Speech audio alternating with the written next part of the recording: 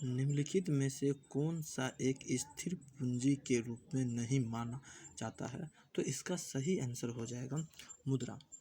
मुद्रा को स्थिर पूंजी के रूप में नहीं माना जाता। मुद्रा आदान प्रदान की चीज़ है।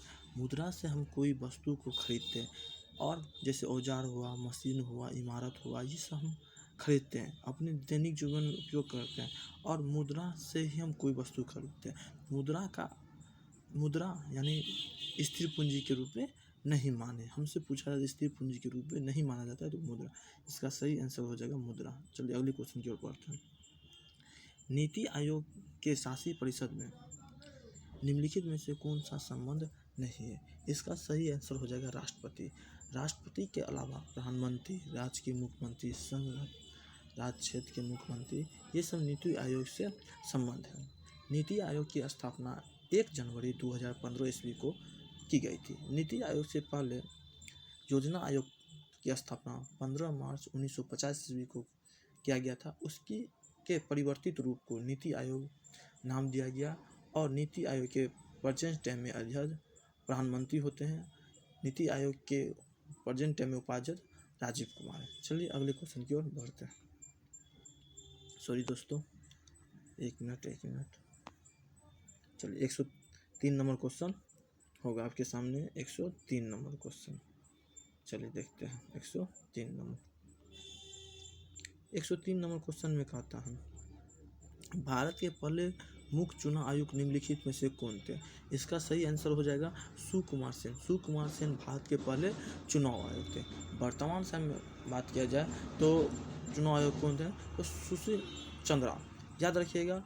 और स्वामीनाथन की बात करें तो हरित क्रांति के जनक, भारत में हरित क्रांति के जनक स्वामीनाथन को कहा जाता है। चलिए अगले क्वेश्चन की ओर बढ़ते हैं। 104 नंबर क्वेश्चन कहा जाता है, भारत के राष्ट्रपति को पद और गोपनीयता की शपथ निम्नलिखित में से कौन दिलाता है? तो इसका सही आंसर हो जाएगा सर्वोच्च न्यायालय के मुख्य न्यायाधीश। सर्वोच्च न्यायालय के मुख्य न्यायाधीश के द्वारा ही राष्ट्रपति को शपथ और गोपनीयता दिलाई जाती है। और राष्ट्रपति का शपथ की बात करें, राष्ट्रपति की शपथ की चर्चा अनुच्छेद 60 में, और उपराष्ट्रपति की बात करें, उपराष्ट्रपति को शपथ राष्ट्रपति के द्वारा, प्रधानमंत्री को शपथ राष्ट्रपति के द्वारा दी जाती है। चलिए अगले क्वेश्चन की ओर। अगला क्वेश्चन है, सिंधु घाटी सभ्यता निम्नलिखित में से कौन सा एक स्थान रावी नदी के किनारे पर स्थित है? हड़प्पा की बात करें, इसका आंसर हो जाएगा हड़प्पा। हड़प्पा की बात करें तो हड़प्पा रावी नदी के तट पर। मोहनजोदड़ो की बात करें तो मोहनजोदड़ो सिंधु नदी के तट पर है।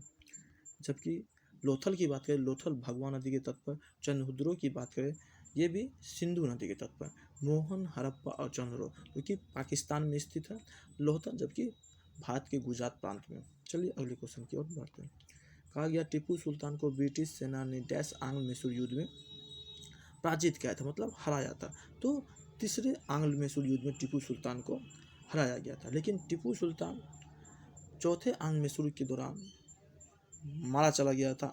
1799 ईस्वी में चौथा आंग्ल मैसूर हुआ था, और 1799 में ही टीपू सुल्तान का निधन हो गया था। चलिए अगले क्वेश्चन की ओर बढ़ते हैं।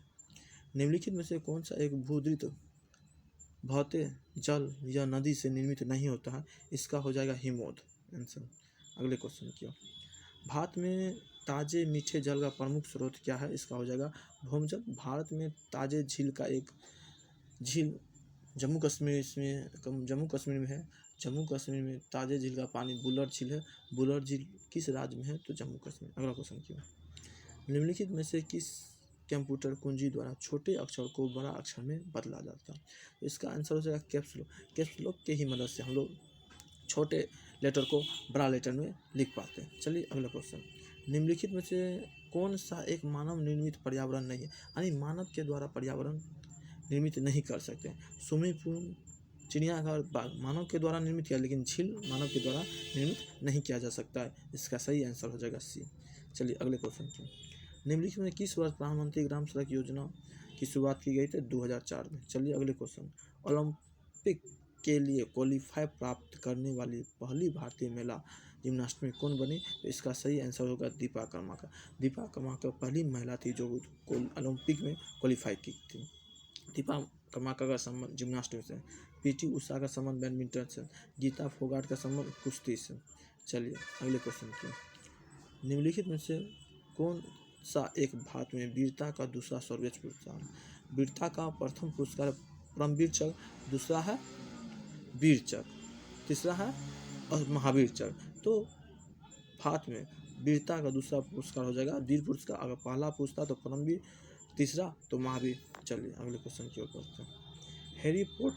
Harry Potter and the cursed child नामक पुस्तक किसने लिखी थी? इसका हो जाएगा J.K. रोलिंग। चलिए अगली क्वेश्चन की ओर। 115, चलिए 115, सॉरी दोस्त।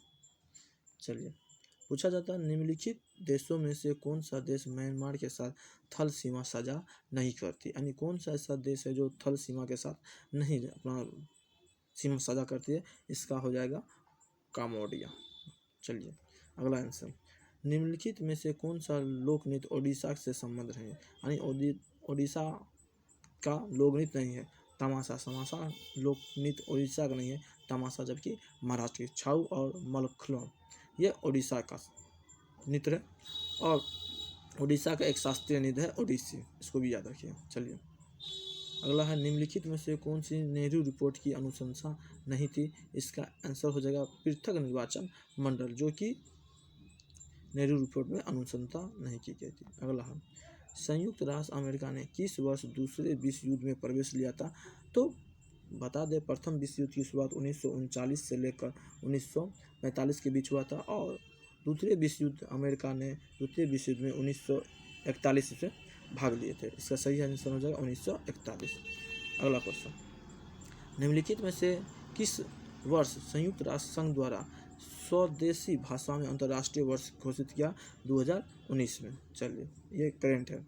चलिए निम्न में से किस मुगल सम्राट द्वारा आगरा के किले का निर्माण किया? आगरा का किला कौन सा मुगल शासक के द्वारा निर्माण किया जाएगा? यह हो जाएगा अकबर। चलिए अकबर के शासनकाल को हिंदी साहित्य का स्वर्ण काल कहते हैं। अकबर का शासनकाल 1556 से लेकर 1605 ईस्वी में। अकबर ने ही दास प्रथा का भी समाप्ति किया था 1562 ईस्वी में। अकबर के द्वारा ही तीर्थ यात्रा को भी समाप्त किया गया था 1563 ईस्वी में, इसको याद रखिए। चलिए अगले क्वेश्चन, मूर्ति पूजा का आरंभ कब से माना जाता है? मूर्ति पूजा का आरंभ पूर्व काल से ही माना जाता है। चलिए गौतम बुद्ध का महापरिनिर्वाण कहाँ प्राप्त था? महापरिनिर्वाण का मतलब हो गया उसका मृत्यु, यानी निधन कब होता है गौतम बुद्ध का? गौतम बुद्ध का निधन कहाँ हुआ था? इसका सही आंसर हो जाए कुशीनगर।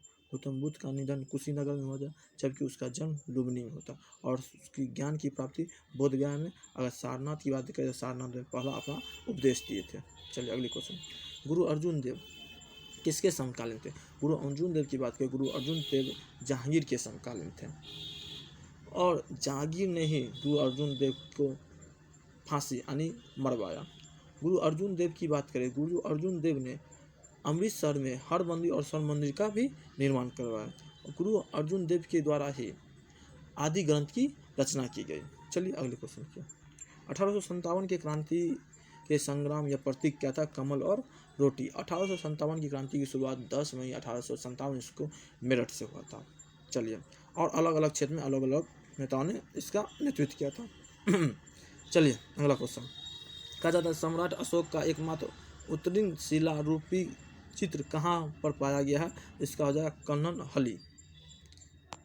चीन में लाल क्रांति कब हुआ था? चीन में लाल क्रांति 1949 में हुआ था। चलिए अगले क्वेश्चन की 25 नंबर, फ्रांसीसी क्रांति किसके शासन में हुआ था? लुई 14वां हो जाएगा। चलिए अगले क्वेश्चन, निम्न में से कौन सा पृथ्वी का निकटतम ग्रह? पृथ्वी का निकटतम ग्रह हो जाएगा शुक्र। अगर सूर्य का पूछेगा निकटतम ग्रह तो बुध हो जाता। चलिए अगले क्वेश्चन की, पृथ्वी पथ पर सूर्य की परिक्रमा करती है, तो पृथ्वी पथ पर सूर्य की परिक्रमा करती है अंडाकार। इसका आंसर हो जाएगा अंडाकार। चलिए अगला क्वेश्चन, बरमुंडा त्रिभुज स्थित है। बरमुंडा त्रिभुज की बात करें, बरमुंडा त्रिभुज उत्तरी अंटार्कटिक महासागर में स्थित है। महाबली गंगा किस देश की सबसे बड़ी नदी है? तो इसका सही आंसर हो जाएगा श्रीलंका। और भारत की सबसे लंबी गंगा, विश्व की सबसे लंबी नदी नील नदी। चलिए निम्न से कौन सा दर्रा सिक्किम राज्य में स्थित है? तो इसका है जगह नाथुला और चलेपरा दर्रा सिक्किम राज्य में स्थित है, जबकि माना और नीति की बात करें ये उत्तराखंड में है। सिपकिल्ला दर्रा हिमाचल प्रदेश है। बुर्जिल और जोजिला जम्मू कश्मीर है, इसको भी याद रखिएगा। चलिए अगला क्वेश्चन है, सतलज एवं काली नदी के बीच के हिमालय को कौन सा प्रादेशिक विभाग स्थित है? तो देखिए, हिमालय को प्राकृतिक तौर पर 4 भागों में, पंजाब हिमालय, कुमायूं हिमालय, असम हिमालय, नेपाल हिमालय। तो सतलज सिंधु से सतलज के बीच को पंजाब हिमालय, सतलज से काली के बीच को हिमालय को कुमायूं हिमालय कहते हैं। तो इसका आंसर हो जाएगा कुमायूं हिमालय। कुमायूं से लेकर तीस्ता के बीच को नेपाल हिमालय, तीस्ता से लेकर ब्रह्मपुत्र को हम लोग असम हिमालय कहते हैं। चलिए अगला, भारत का लगभग 30% क्षेत्र 3 राज्यों में समित है। इसका सही आंसर हो जाएगा महाराष्ट्र, राजस्थान, उत्तर प्रदेश और आंध्र प्रदेश का सही आंसर। चलिए, कार्डमम की पहाड़ी कहाँ है स्थित? कार्डमम मतलब इलायची की पहाड़ी किस राज्य में है? इसका हो जाएगा केरल। लक्षद्वीप में द्वीपों की संख्या कितनी? लक्षद्वीप में बात किया जाए द्वीप की संख्या तो लक्षद्वीप में द्वीप की संख्या 36। लक्षद्वीप अरब सागर में स्थित है, ये चीज याद रखिएगा। चलिए अगला क्वेश्चन की ओर बढ़ते हैं। निम्नलिखित नदियों में से कौन सी एक बंगाल की खाड़ी में नहीं गिरती है? तो देखिए, बंगाल की खाड़ी में कौन सी नदी नहीं गिरती है?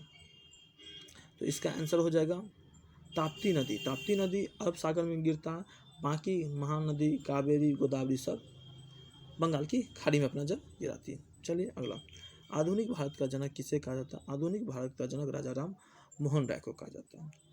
राजा राम मोहन राय के ही द्वारा ही भारतीय हिंदू समाज में सुधार लाने के लिए कई सारे योजनाबद्ध कार्य किए गए, जिसमें से उसने हिंदू धर्म में सुधार लाने के लिए एक संस्था की स्थापना की, जिसका नाम है ब्रह्म समाज। और ब्रह्म समाज की स्थापना 1828 में राजा राम मोहन राय के द्वारा कोलकाता प्रेसिडेंसी में स्थापना की गई। चलिए अगले क्वेश्चन, भावी आंदोलन का मुख्य केंद्र कौन बना? तो भावी आंदोलन का मुख्य केंद्र बना था पटना। चलिए अगला क्वेश्चन की ओर बढ़ते हैं। 39 तक हो गया। चलिए 40 नंबर क्वेश्चन, किसने कहा वेदों में संपूर्ण सच्चाई निहित है? यह व्याख्या किसके द्वारा की गई थी? यह हो जाएगा स्वामी दयानंद सरस्वती द्वारा। स्वामी दयानंद सरस्वती के द्वारा ही आर्य समाज की स्थापना की। आर्य समाज की स्थापना 1875 ईस्वी में, 1875 ईस्वी में। चलिए अगला क्वेश्चन, डाटा प्रोसेसिंग का अर्थ क्या होता है? डाटा प्रोसेसिंग का अर्थ होता है कंप्यूटर की कार्य प्रणाली, कंप्यूटर की कार्य प्रणाली। चलिए अगले क्वेश्चन, एकीकृत परिपथ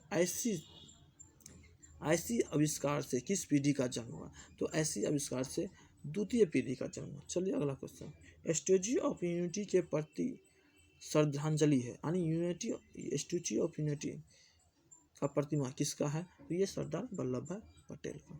चलिए, निम्नलिखित में किस उच्च न्यायालय द्वारा गंगा और यमुना नदी को जीवित मानव का दर्जा देने का आदेश दिया है? तो इसका सही आंसर हो जाएगा उत्तराखंड उच्च न्यायालय के द्वारा यमुना और गंगा को जीवित मानव का दर्जा दिया गया, और इसे 2017 में जीवित मानव का दर्जा दिया गया था। चलिए, संविधान सभा के अस्थायी सदस्य कौन थे? संविधान सभा के अस्थायी अध्यक्ष सच्चिदानंद सिन्हा थे, जबकि अस्थायी अध्यक्ष डॉक्टर राजेंद्र प्रसाद, BR अम्बेडकर, पारू समिति का अध्यक्ष, संघ समिति और संचालन समिति का अध्यक्ष डॉक्टर पंडित जवाहरलाल नेहरू। चलिए अगला क्वेश्चन, किस संविधान संशोधन द्वारा मताधिकार की उम्र 21 वर्ष से घटाकर 18 वर्ष कर दी गई है? तो इसका सही आंसर हो जाएगा 61वां संविधान संशोधन के द्वारा मतदान की आयु 21 वर्ष से घटाकर 18 वर्ष कर दी गई है।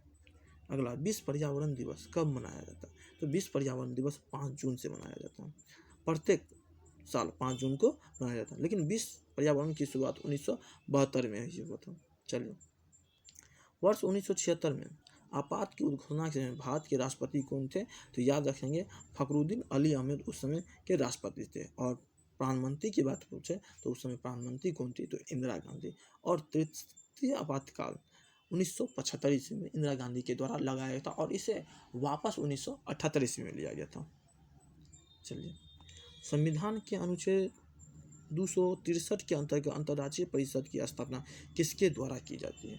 तो अंतर्राज्यीय परिषद की स्थापना राष्ट्रपति के द्वारा किया जाता है, इसको याद रखिए। चलिए अगला क्वेश्चन, किसकी विफलता के बाद स्वराज पार्टी बनाई गई थी? तो इसका सही आंसर हो जाएगा असहयोग आंदोलन की विफलता के बाद एक अलग पार्टी स्वराज पार्टी की स्थापना चित्तरंजन दास और मोतीलाल नेहरू के द्वारा किया गया था और स्वराज पार्टी की स्थापना 1 जनवरी 1923 ईस्वी को किया गया था और असहयोग आंदोलन की शुरुआत 1 अगस्त 1920 ईस्वी में हुआ था और असहयोग आंदोलन की समाप्ति 12 फरवरी 1922 ईस्वी को हो गया था। उसके बाद इसकी असफलता के बाद स्वराज पार्टी का गठन हुआ।